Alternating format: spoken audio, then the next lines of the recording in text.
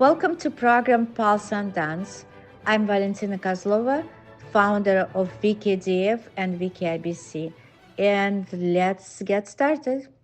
So, in the first time I've seen Balanchine ballets, it was in Russia. I still was at school, and so I've seen several, but one that made huge impression on me. It was theme and variations. And they also came to Bolshoi school with the company, and Balanchine was teaching class without music. Like there was no pianist. Just going. And just, yes, and that was, and we were sitting in the audience, all students, and it just was like so different and very intriguing, this whole thing.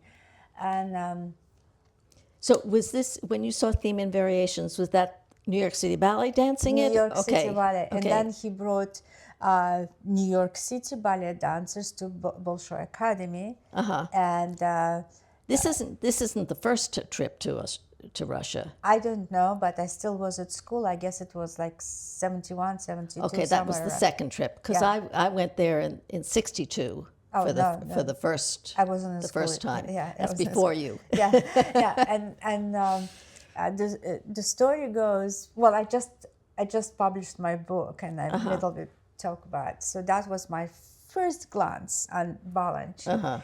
And so when we've heard Balanchine is bringing New York City Ballet, and they perform in Kremlin, because Bolshoi had two stages, the company, Bolshoi and the Kremlin, like this huge... Right. We danced in both of those in Yes. 62. Okay. Yeah, in both of those theaters. So that time they danced in Kremlin. And so I am with my friends, girls, maybe boys were too, I cannot remember. We couldn't get tickets, although we had all these passes to go into this theater and see any performance, but we forged tickets. I mean, I don't know what to say.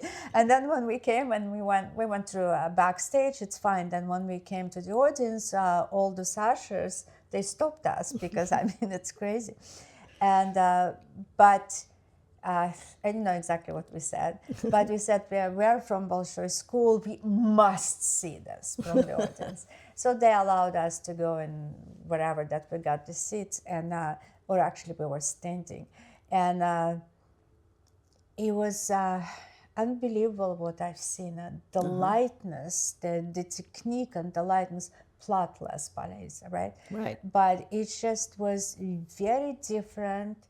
Extremely light, all it is different musicalities.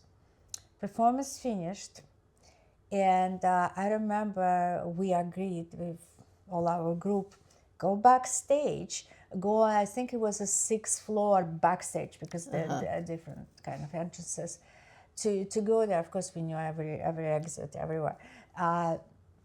In secrecy, and because we wanted to catch the dancers, but they already left.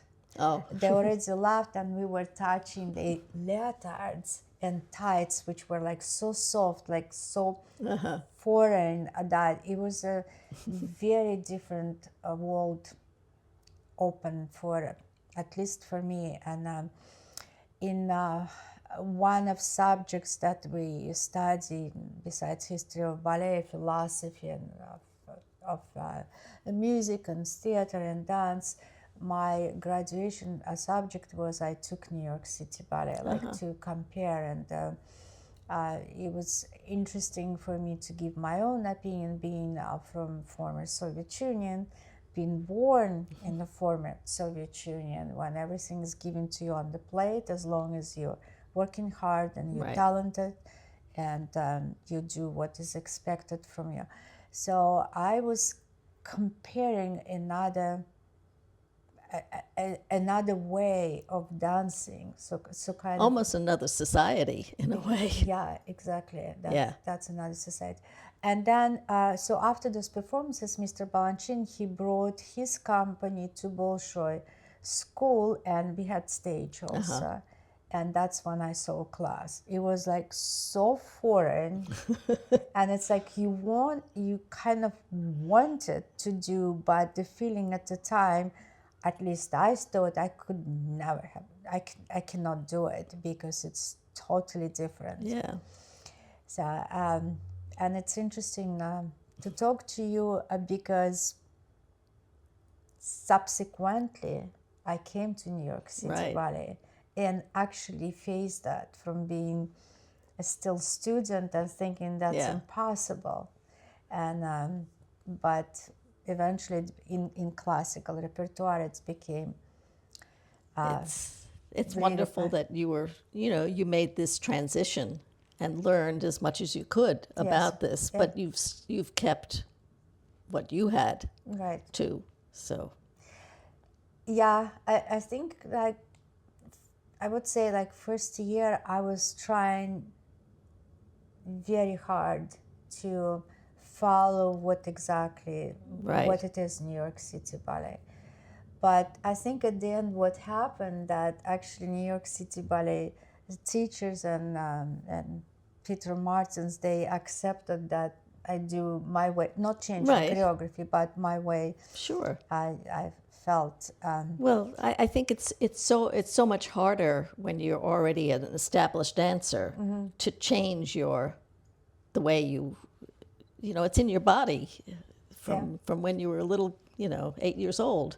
So it's true. What do you think of one of ballets I really loved to dance, Liebeslieder waltzes? well, I never danced Liebeslieder, but I think it is one of the greatest ballets ever, ever, ever. And David Spundler. Yeah. And David Spundler. Yeah, I mean, that too, but especially Liebeslieder. It's like a ballet. I remember the first time I saw it, I said, I don't want this to end.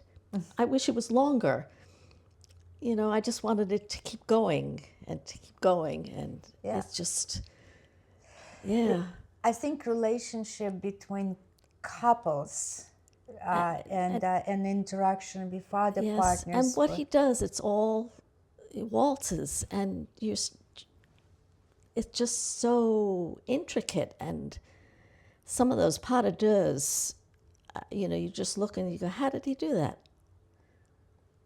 Yeah, it's amazing. Yeah, it was amazing. And I think, and all the dancers who dance it, from what I hear, they just love doing Yeah, it. we I did. mean, We absolutely. did. But for me personally, it was like coming home, And I did Violet's part in Liebeslieder and Suzanne and David's. But I remember in Liebeslieder, because, dancers sometimes take it that, okay, it's a plotless ballet, that you come together with the partner, you dance, but it's sort of Balanchine. Woman is a woman, male dancer is behind. But I found that there was a kind of in the back of mine or in general that you feel him. You Yeah, feel him and there's a relationship. So he created relationship. Yeah, And I hope people do absolutely. understand that. It's not, even if it's a plotless, there's a relationship between whoever's on stage. Right. So Absolutely. the guy was, I'm sorry to say this, this man was genius in so many ways. I can't say that Absolutely. like every single ballet, but they were No, he exceptional. had a couple of flops. Not okay. many. Not many, but, most. But what he did was just amazing.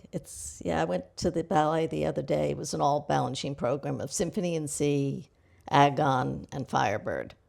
Yeah. And, just that variety there is just amazing. The range of Mr. Balanchine was amazing, going from leotard ballets. Like I danced an episode last section, and then we are going to like theme and variations or Gounod symphony, which is difficult. To this degree that Peter told me all other principals don't want really to dance. Which Gounod Symphony? Yeah, and It's a hard ballet, but I think it's lovely. It's not done very often because it's such a big. it's a big production. Yeah, But it's beautiful. like in Coda, I mean, there's so many pieces for a lead couple, and in Coda when it goes, I dance with Adam Luders. It goes like Susu antichassis, you're right, double pirouette, and then the same thing in the fastest tempo you can imagine, right in like next to conductor, almost like up front Right. stage. You better be good because disaster can happen. But I think this technical challenge in speed and precision and actually classical style, Right. that always inspired me. Yeah. And I think it's what I think is so a little bit different from what you grew up with. Is where the weight is. It's on the ball of your feet so that you are ready to go rather than being on the whole foot. You have to be so much forward on your feet all the time. I took this. I took this 100% plus.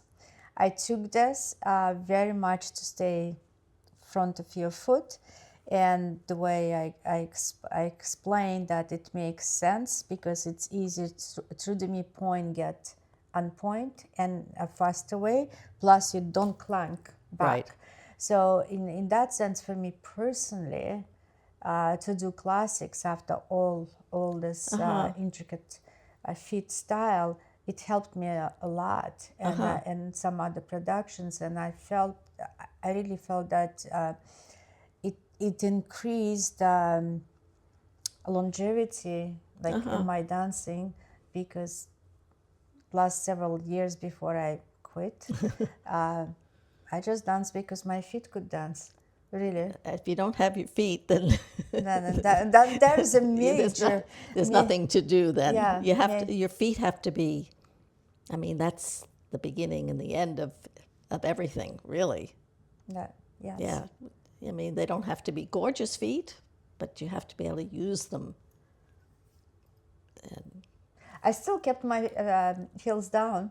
yeah, I mean, it's not that your heels are off the floor. Yeah, right.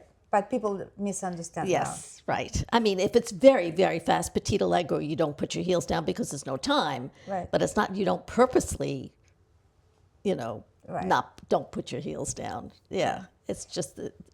But that's true of, in other classical ballets that I've seen. There are places in Giselle and Sleeping Beauty and everything where you don't sort of put your heels down just because it's the natural step. It's you don't even think about it.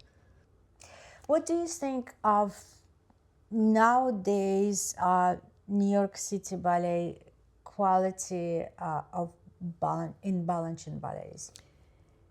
It's gone through phases. I just saw the company last week, and the company is actually dancing very well now, I thought. For me, a lot of the changes that crept into the ballets were problematic.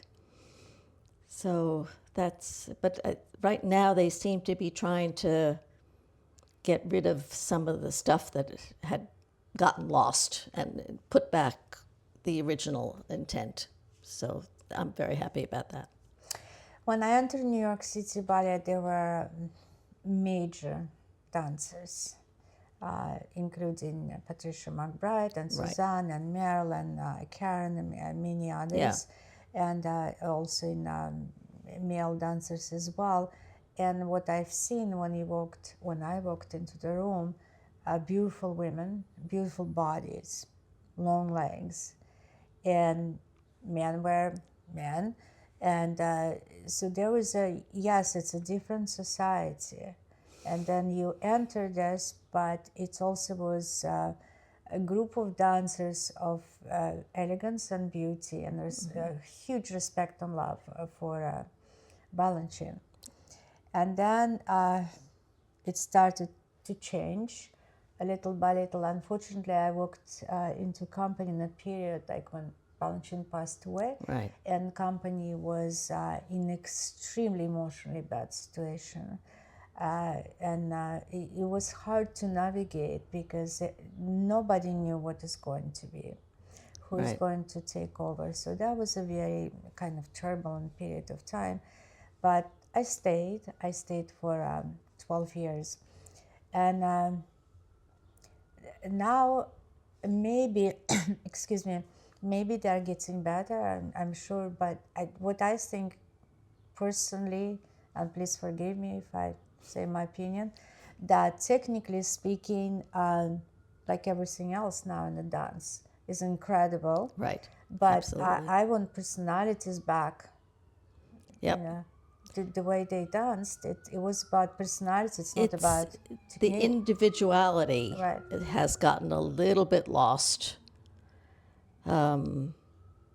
I mean, everybody was, all the principal dancers when you were there were so different. And you want that. I feel that it's maybe starting to come back now again. So let's hope. Yeah, let's hope. Yeah, because it was something But that yeah, it was Balanchine even though, company. you know, they talked about Balanchine, everybody was long legs and did this, but, you know, they actually were quite different in build even. But there was a certain aesthetic and energy. And I don't mean energy in the fact that everything should be pow, pow, pow. But it's just, there's always a reason for doing a step, whether it's slow or fast, and how you do that step. You know, the presentation is important. Yeah, I agree 100%. Yeah. It was an institution that you enter it, you know, it's very different, but it speaks on its own and speaks very big Yeah. and very loud. And that's why I stayed, even Balanchine was gone, but I stayed to learn Just by doing his ballets, I think you his learn a lot. ballets. His Yeah. ballets was important because as a young girl that I mentioned to you, that forging tickets, getting Yeah. seeing Balanchine and touching leotards, but and then miracle happened, and then I was there. Okay, I danced probably in my own way, but I danced those ballets. But I don't think anybody expected you to change overnight.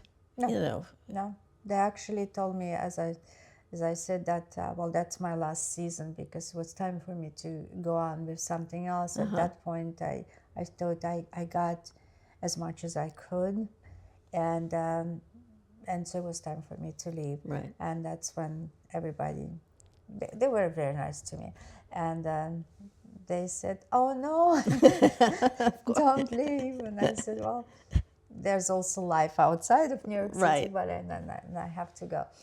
So I'm glad to hear this from you, that because I would like New York City Ballet go to substance and beauty like it was absolutely. before, not just technique. What's your No. favorite ballet? Besides Liebeslieder. Oh boy. I don't know. My favorite ballet to dance was Allegro Brilliant. I don't know. That music, Yeah, it was a really hard ballet to do, but nothing to really worry about. I don't know, just that music, that was my favorite. Yeah, and I guess my second favorite was probably doing Serenade. It's interesting, Serenade, I think, is really the corps de ballet. I mean, the ballet's a half hour. They dance in about 20 minutes of it, and the principals dance about 10 minutes. But it's the core and what they do. I love setting it because the patterns are just amazing. And what he does, little things that are not together and then they're together, and all of a sudden this pattern happens and that pattern. That's where, I mean, his genius about changing people around. And 1 minute they're in a circle, and the next minute they're in a diagonal, and the next minute they're in another formation. And especially with serenade, you see all that. It's great from up above. I mean, from backstage, because I did the girl with arabesque, right? And for so many years, 12 years I did. So I stayed in the back watching, and the moment curtain opens and the girl standing there, still goosebumps. Like, you understand their, it was, to me, it was very loud speaking. It's very spiritual, to tell you the truth. Because there's something behind every single girl, or inside of every single girl. There was so much message. I think it's like the best ballet ever, to tell the truth. It's for me, like beginning, standing, it's like the top of the line. So I'm glad, glad that I was able to touch some of Balanchine ballets. And I mean, I love even things like Divertimento, number 15. I think is so, it's not a big showpiece, and it doesn't get rah-rah-rahs, but it's so pure and classical, and it gives so many dancers a chance to do some very, very intricate and interesting things. Yeah. And then there's a Prodigal, which is which I never did. I didn't do Prodigal. There was Prodigal Orpheus. is amazing. Orpheus, I did that. And I did, I guess, maybe a couple of Leotard ballets, like episodes, the last section. I remember Rosemary, she was teaching me, and at the time I had the... And I had very good visual memory and split a second. And she will say, "Shall we go back?" I said, "No, next." She looked and she couldn't understand. I didn't know. I guess we were trained, because in my school, teachers, after like few years, they only show combination once, just once. And the combination is not just front, side, back. It's very complicated. And in the last couple of years, all our teachers, like in the high heels and the skirt sitting, and they're just talking about like big grand adagio, and God forbid if you forgot the step or didn't understand the step. So you were not only visually, but also you hear like saying, for example, développé en effacé front, and then you go into a écarté back to fourth arabesque, you do a promenade tourlant underdone, and first arabesque finish on an attitude, renversé underward, and you just listen to this, and you have to do it. And you can sort of visualize the effacé into this. I got you. I'm doing the promenade. I got it. Good. So we're in the same line. It's such a pleasure to personally to meet. Of course, I've heard your name, but we never had a chance. No, our paths never crossed. Yeah, well, now I guess it's the time. Yeah. Yes, so thank you for watching.